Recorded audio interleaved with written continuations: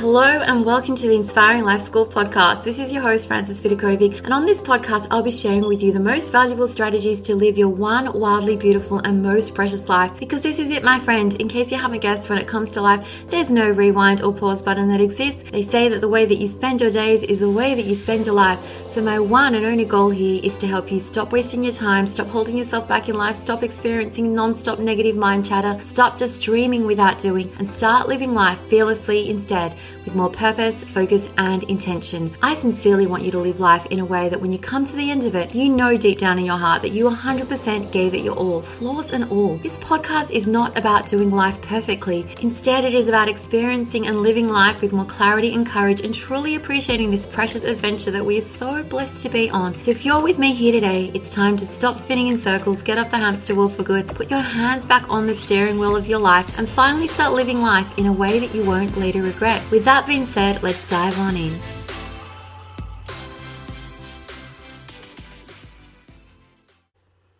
Hello, my friends, and welcome to the Inspiring Life School podcast. I'm your host, Frances Vidakovic, and today's episode is one of those ones that stems from something I've just actually experienced in my own life, this a little unsuspected light bulb moment that I had that I thought I would share with you here today. And so it comes from me sitting down to read the book Jane Eyre for the very first time ever. Have you ever read this book? It is amazing. Now, it's sort of funny that I waited until literally age 47 to read this book for the first time, because I'm someone who reads a lot of books. Last year in 2022, I read 62 books, and so far, 2 months into the year, I've already finished reading 14 books, because reading is something I absolutely love to do, so I make sure to incorporate it into my morning and evening routine. While everyone else is probably watching heaps of TV, heaps of Netflix, there I am reading my books.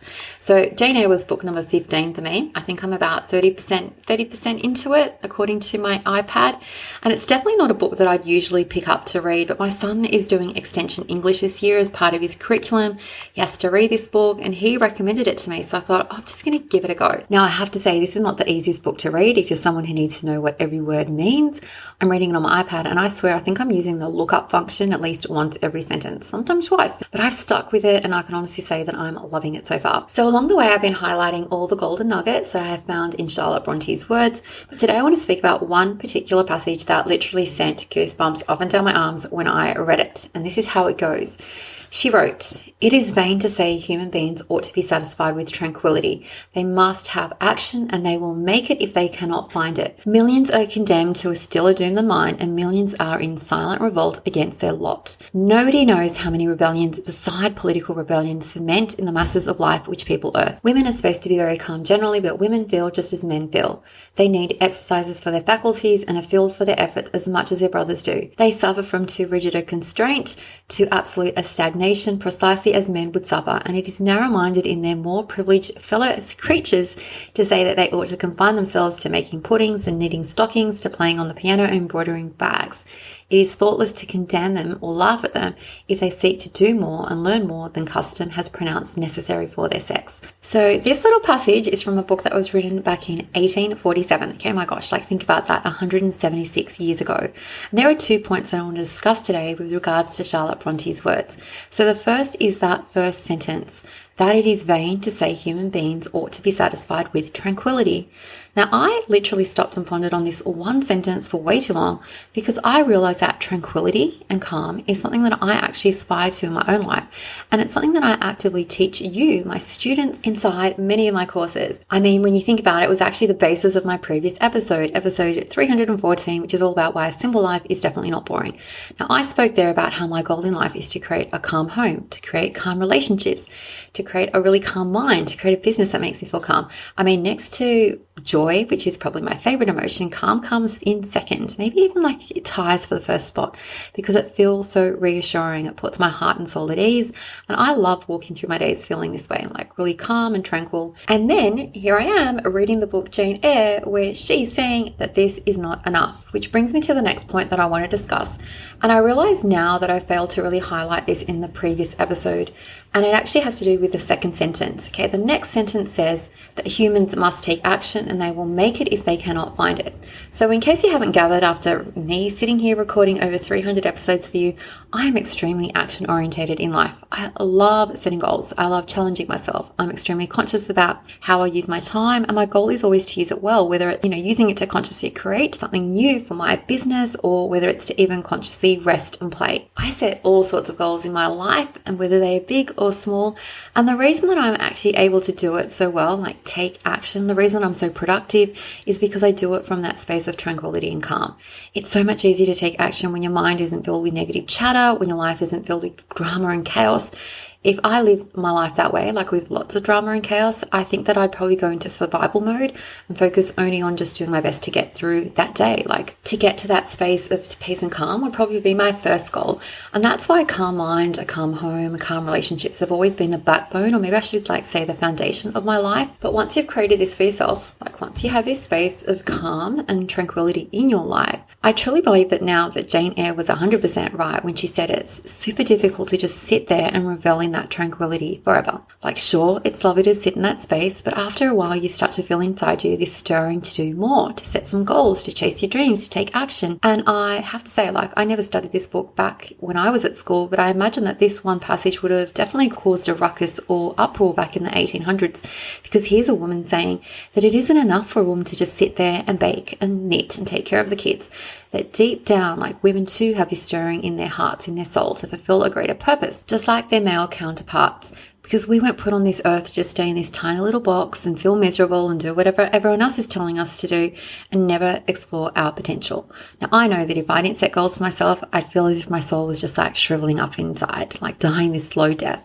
And when I speak about goals, I don't mean that they necessarily have to be big goals, even little goals that you can look forward to, that are challenging you, that make you feel alive, that make you feel as if you're growing and evolving in life. These are great goals to set for yourself because they are encouraging you to take action.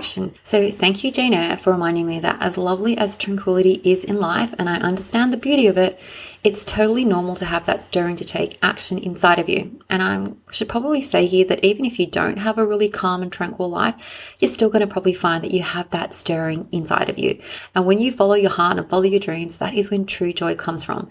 Because, as I've discovered in life myself, the pleasure of setting goals and taking baby action steps towards those goals every day makes me feel fabulous. Okay, it makes you feel alive, even when you are facing challenges and obstacles along the way. Okay, it makes you feel like you're an active participant in your life as opposed to a passive bystander who's just watching the days and months and years pass by without having anything special or new to show for it. Now, if you want to learn more about taking action in your life, I encourage you to check out my course, Your Magic Wand. It's a self-paced coaching program designed to help you achieve your goals without breaking the bank.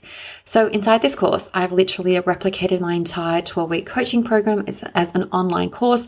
And this course includes the exact coaching prep tools and strategies that I've shared with private clients so that you get this expert guidance at a fraction of a course. And it's all about helping you take action. Every week, you're going to receive a specific game plan to follow, guidance on what specific actions you should take so that you can stop procrastinating and feeling overwhelmed. Because, when we don't know what to do next, we stay stuck, but I'm going to tell you exactly what to focus on next. And you'll finally start to believe that yes, you're worthy, that yes, you're capable of taking actions on the goals, especially the goals that are most important to you, instead of constantly believing all the excuses about why you can't do it. And finally, you can repeat this process with every single goal that you have as often as you like, because that's the beauty of courses like Your Magic Wand is yours for life. And you can find it under my shop tab on my website, Inspiring Mum Life.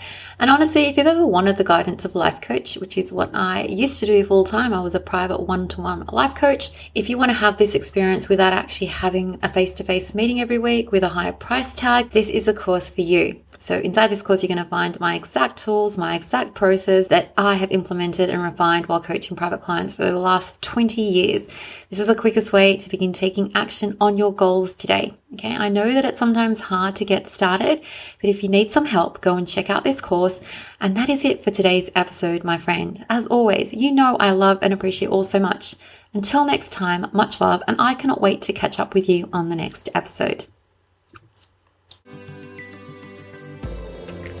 Thank you so much for listening to the Inspiring Life School podcast. I really appreciate you allowing me to be a part of your life. If you'd love to stay in touch, please know that you can always find me on Instagram at Vidakovic, or you can visit my website, inspiringmumlife.com, where you can sign up and receive so many amazing freebies that I've created just for you to help you implement all my teachings into practice. There you'll also find all my online courses, resources and programs that I've created to help you up-level your life in seriously the simplest way possible so that you can ultimately create for yourself a life that feels simpler, lighter, and allows you to show up in a way that you love as your best and most authentic version of yourself. Now remember, this podcast is all about not just dreaming but also doing, because to create true sustainable change in your life, you need to be willing to do things differently. And that's what I'm here to support you to do every single step along the way so that you too can begin to live your one wild and precious life with less stress, less overwhelm, less drama, and instead with zero regrets. Finally, if this podcast resonates with you at all and you appreciate the content, I would absolutely love for you to show your support by leaving me a review on Apple Podcasts. I'm on a mission to help more people wake up to the preciousness of life and to help them live their days with more intention and purpose, and your review will help make this goal of mine possible. Well, once again, thank you so much. I have loved spending this time with you and I look forward to connecting with you again. I am Frances Vidakovic and you have been listening to the Inspiring Life School podcast.